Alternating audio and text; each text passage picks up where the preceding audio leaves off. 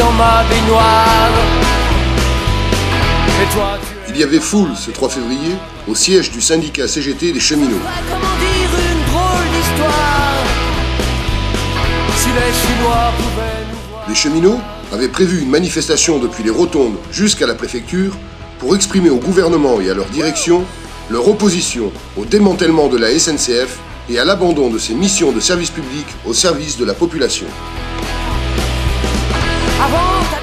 Les cheminots en grève, manifestant à Avignon, disent stop, ça suffit, halte à la casse de la SNCF.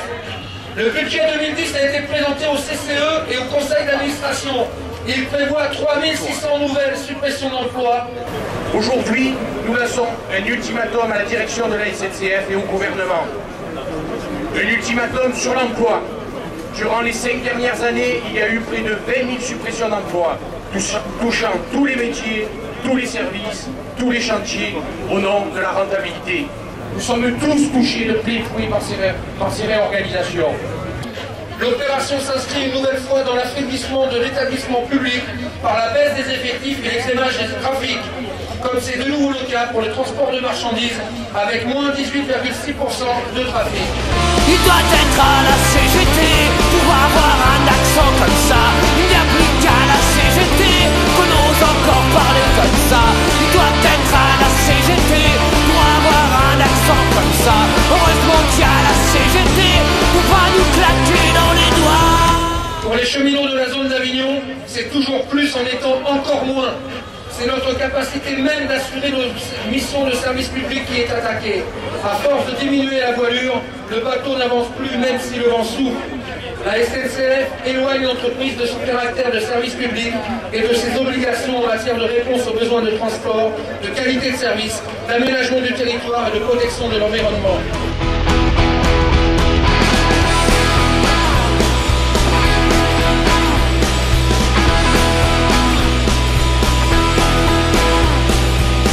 Oh oui, je suis dans l'ascenseur. L'EPIC SNCF ne représentera plus que 59% du chiffre d'affaires du groupe SNCF en 2010, contre 75% en 2008. La traduction est simple. Toujours plus de camions sur les routes, malgré les discours du gouvernement lors du Grenelle de l'environnement, et alors que la direction SNCF inonde les médias de publicité valorisant le trafic combiné, celle-ci, la même semaine, ferme les plateformes multimodales District Chrono du groupe SNCF de Nancy, supprime les liaisons combinées entre Avignon-Nancy et Avignon-Compiègne. Cela se traduit par 200 camions supplémentaires par semaine à Avignon. De qui se moque-t-on ? Il faut maintenir et développer le wagon isolé, permettant la réouverture ou la pérennité des gares de Cavaillon, Orange, Sorgues, Carpentras, Fontcouverte, Champfleury, des sites de maintenance sur Avignon. Les infrastructures ne manquent pas, 20 embranchements particuliers sur le Vaucluse, 20 zones industrielles potentielles pour le développement du wagon isolé, un chantier multitechnique de Champfleury de haut niveau. Le retour à l'EPIC SNCF de celui-ci est indispensable pour garantir la maîtrise publique des trafics, des offres et des prestations. Aussi nous jouer des tours. Il doit être à la CGT pour avoir un accent comme ça. Il n'y a plus qu'à la CGT qu'on ose encore parler comme ça. Il doit être à la CGT pour avoir un accent comme ça. Heureusement qu'à la CGT. Nous assistons ni plus ni moins à la casse de notre entreprise orchestrée par la direction. Les réorganisations en cours vont dégrader l'offre, la qualité de service aux usagers. Chaque jour, nous produisons un peu plus avec un peu moins de cheminots. La direction engrange les bénéfices et nous, les dettes. Il est grand temps que nous soyons rétribués pour les efforts et le travail que nous fournissons. De l'argent, il y en a, alors partageons-le pour enfin vivre tous dignement. Sur le Vaucluse, c'est à plus de 60%, tout collège confondu, que les cheminots avaient cessé le travail pour combattre les suppressions d'emplois affaiblissant l'entreprise SNCF. Pour le développement d'un service public de qualité, pour le Vaucluse, le développement du Vaucluse qui ne doit pas se limiter qu'au couloir rhodanien, pour la réouverture entre Avignon-Carpentras, Cavaillon-Pertuis, la rive droite, Villeneuve-les-Avignon.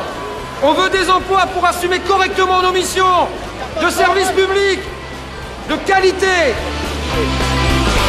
Il doit être à la CGT.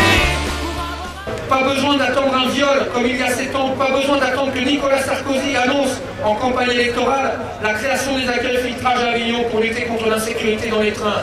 La réalité d'hier n'a pas changé, alors pourquoi supprimer l'accueil filtrage à Avignon aujourd'hui?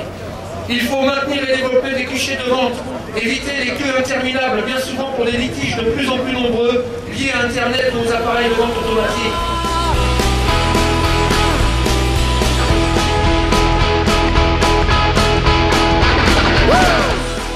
Il faut dire que notre entreprise de service public multiplie les offres commerciales à sa clientèle.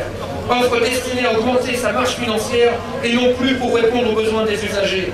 Les usagers ne se déplaceraient plus qu'en région, les relations entre régions nationales ne seraient plus un service public. Nous disons halte à la suppression des trains interrégionaux, retour des tarifs sociaux sur les TGV. Comme ça, heureusement qu'il y a la CGT, faut pas nous claquer dans les doigts, faut pas nous claquer dans les doigts, faut pas nous claquer dans les doigts, faut pas nous claquer dans les doigts. Concernant les salaires, la direction multiplie sa communication pour annoncer fièrement l'augmentation des salaires de 3,1% en 2009 pour les cheminots. Elle oublie, certainement par étourderie, de préciser qu'elle y englobe les primes GIR et AGEXI.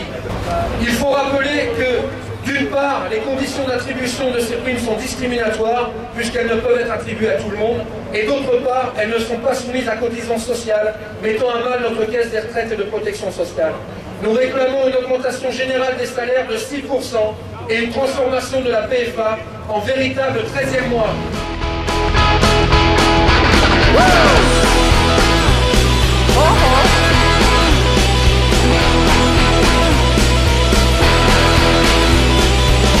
Tu dois être à la CGT pour avoir un accent comme ça.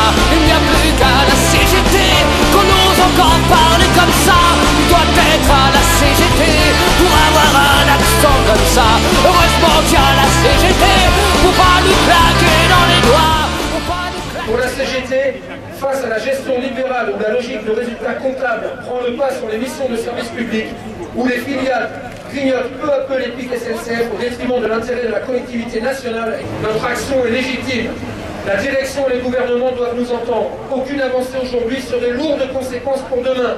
Notre fédération CGT des cheminots l'a annoncé publiquement par l'intermédiaire de son secrétaire général. Aucune avancée le 3 février nous conduirait à déposer dès le 4, c'est-à-dire demain, une demande de concertation immédiate afin de proposer une action de plus grande ampleur aux cheminotes et cheminots. C'est ensemble, dans l'unité, que les cheminots gagneront pour un service public de qualité, voyageurs et fret. Merci. La balle est dans le camp de la direction. Une délégation va être reçue dans quelques instants afin d'échanger sur ces sujets avec la préfecture. Merci de votre attention. Il n'y a plus qu'à la CGT qu'on ose encore parler comme ça.